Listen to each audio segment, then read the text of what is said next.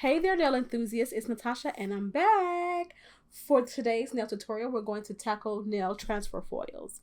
I saw a few of the nail girlies doing roses, and I wanted to give my take on it. This is for the people who don't draw, the nail techs working in walk-in nail salons who need to get their clients in and out quickly, and lastly for the people who just want to see how I make nail foil look sexy. Today's nail color story is monochromatic. It is a deep red. I think it kind of leans a little bit on the maroon side. I use variations of this maroon color when picking out the flowers that I will use. This transfer foil is a little different than the foil I've used in the past. There are foils where you just place down on the nail and just use the quote unquote scene provided.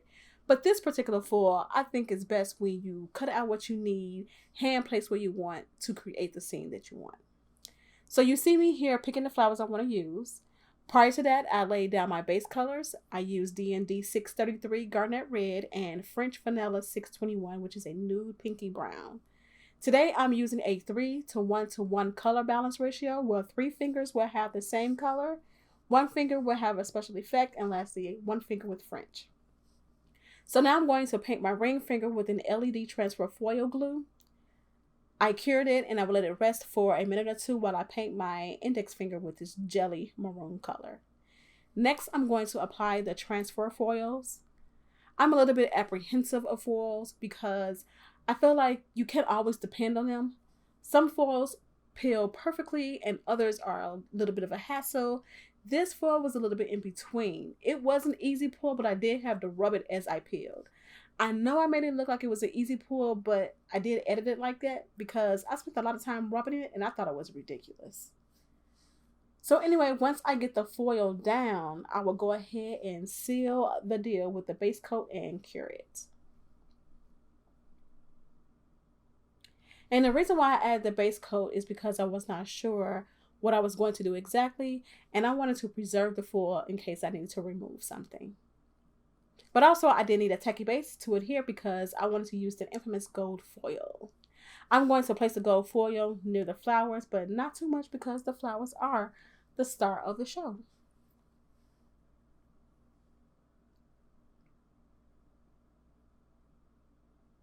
So when I'm happy with the gold foil placement, I'm going to add glitter.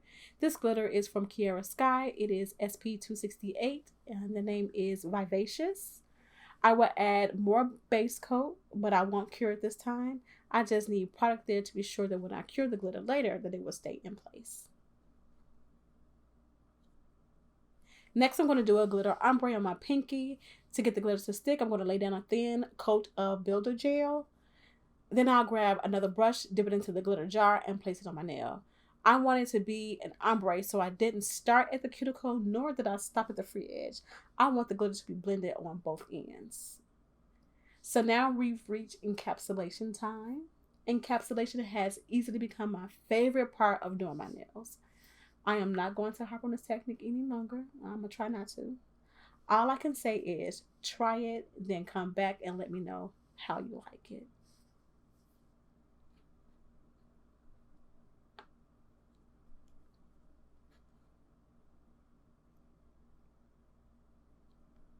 Here I'm showing off the apex I built, and I was showing you how smooth my application is. So I'm going to show my application on my ring and my middle finger as well.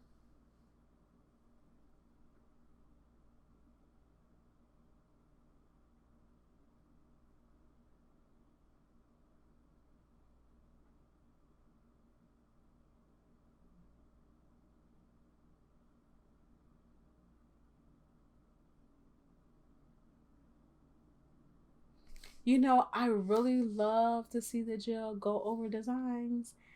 They start to look 3D-ish and the gel is so clear. It looks super cute. So I thought you guys would enjoy seeing that as well.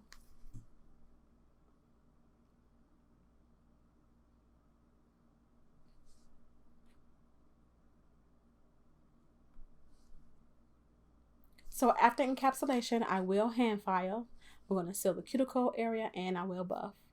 I left that footage out today because I was not in frame. So when I come back in frame, you'll see my freshly filed nails. I also did my thumb off camera. I wasn't really sold on the look. I felt like I should have painted it just with the red garnet only. I don't think it really needs the French, but I did it, so here we are.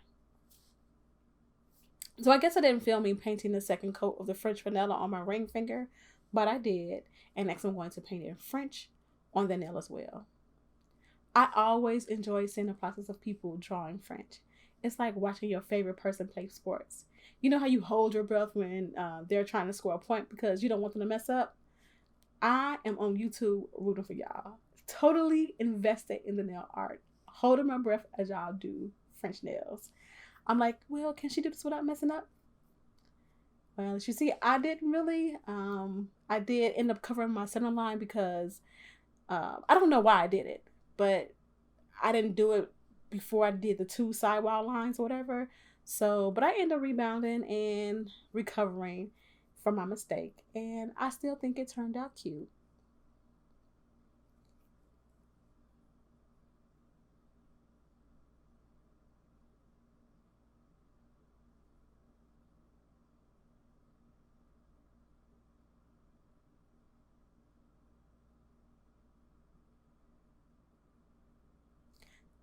Once I'm finished, I'll go ahead and clean up my lateral folds, and then I'm going to add top coat.